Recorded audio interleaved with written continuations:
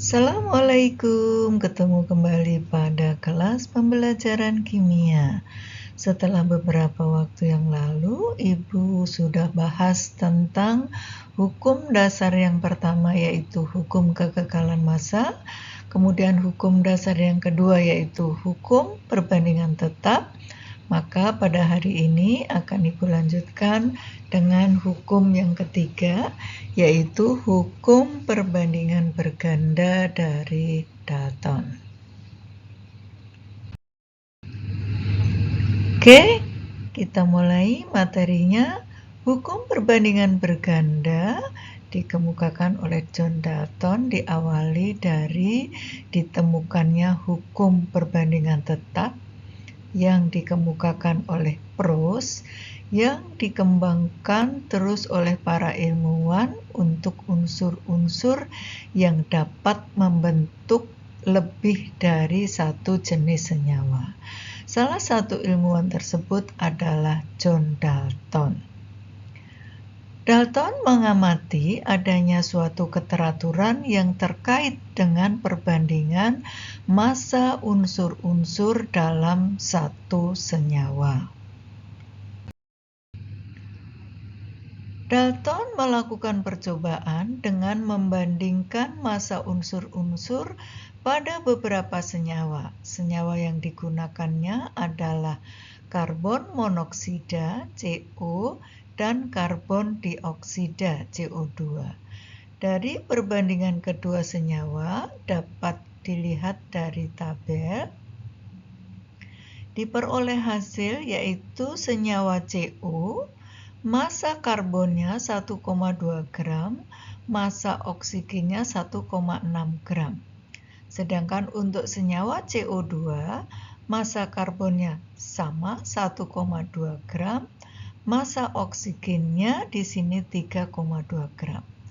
Maka kalau dihitung perbandingan massa karbon dengan massa oksigen, untuk yang karbon monoksida atau CO di sini adalah 3:4 dari perbandingan 1,2 dengan 1,6 ini.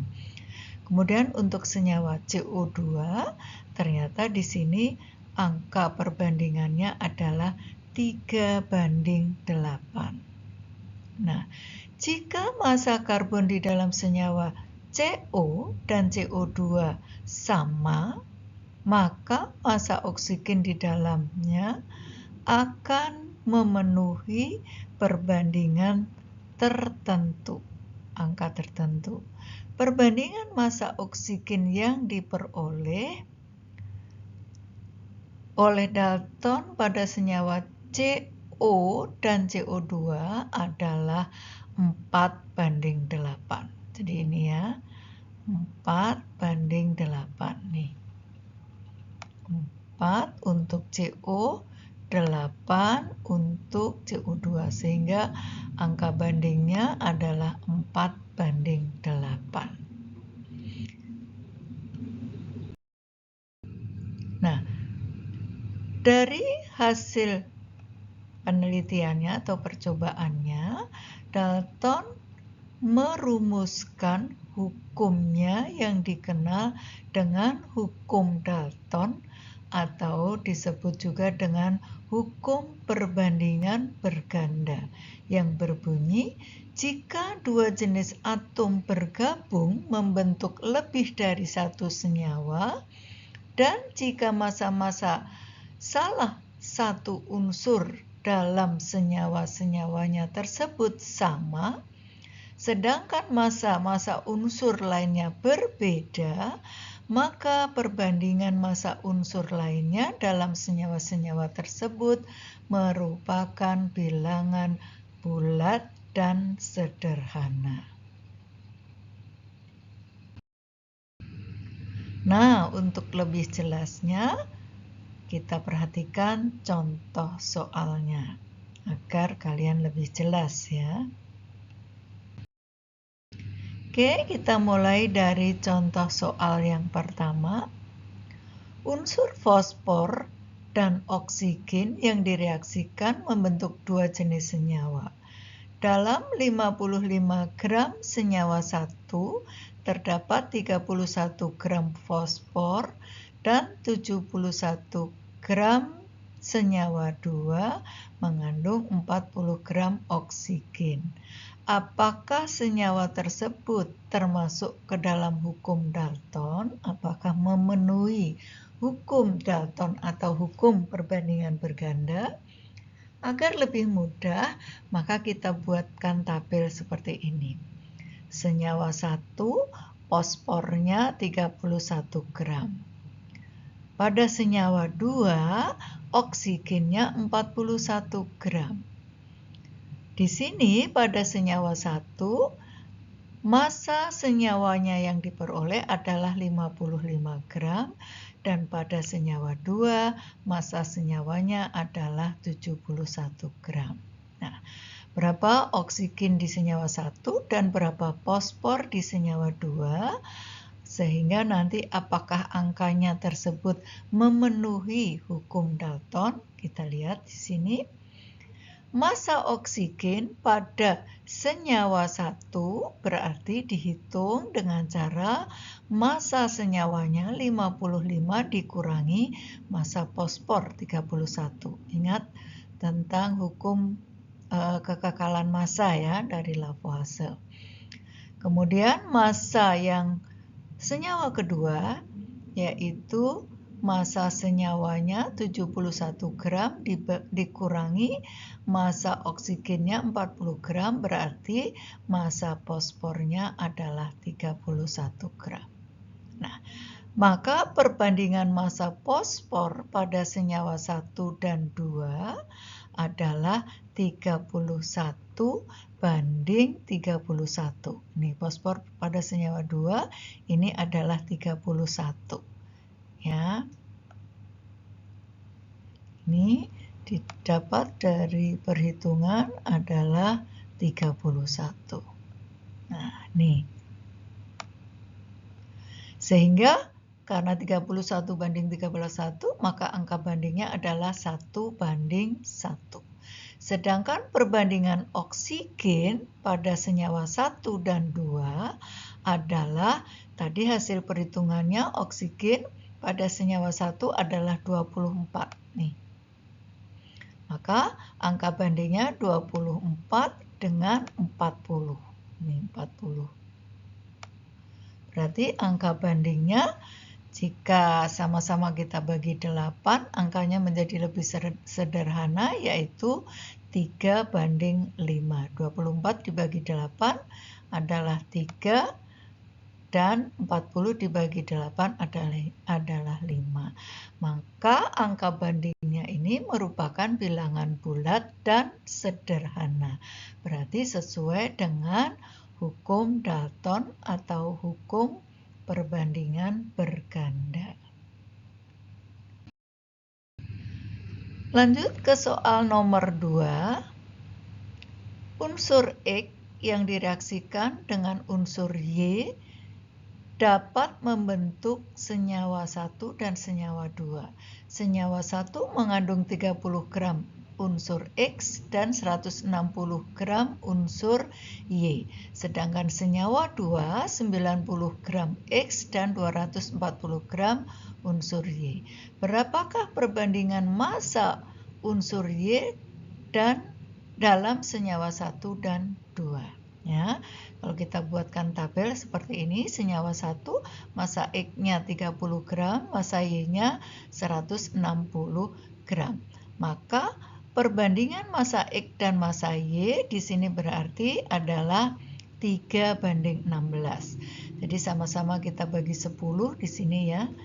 3 banding 16. Sedangkan untuk senyawa 2 di sini 90 gram massa X dan 240 gram massa Y. Kalau kita cari perbandingannya massa X dan Y ketemunya adalah 3 banding 8. Itu sama-sama dibagi dengan 30 ya. Nah, maka berdasarkan tabel di atas dari perhitungan ini, maka perbandingan massa Y dalam senyawa 1 dan senyawa 2 adalah 16 berbanding 8. Kalau kita sederhanakan angkanya menjadi 2 banding 1. Berarti perbandingan ini merupakan angka bilangan bulat dan sederhana.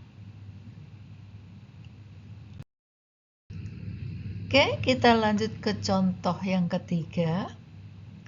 Belerang dan oksigen bereaksi membentuk 2 jenis senyawa. Kadar belerang dalam senyawa 1 dan senyawa 2 berturut-turut adalah 50% dan 40%. Apakah hukum Dalton berlaku untuk senyawa tersebut? Biar mudah, kita bikinkan tabel seperti ini. Senyawa 1 kadar belerangnya adalah 50%. Ini 50. Kemudian senyawa 2 adalah 40%. Maka untuk menghitung berapa kadar oksigennya, berarti di sini 100 dikurangi 50. Ya, 100 itu kadar untuk senyawanya, berarti dikurangi 50 untuk belerang, maka ketemu 50 oksigennya. Untuk senyawa 2 berarti 100 dikurangi 40, yaitu ketemu 60.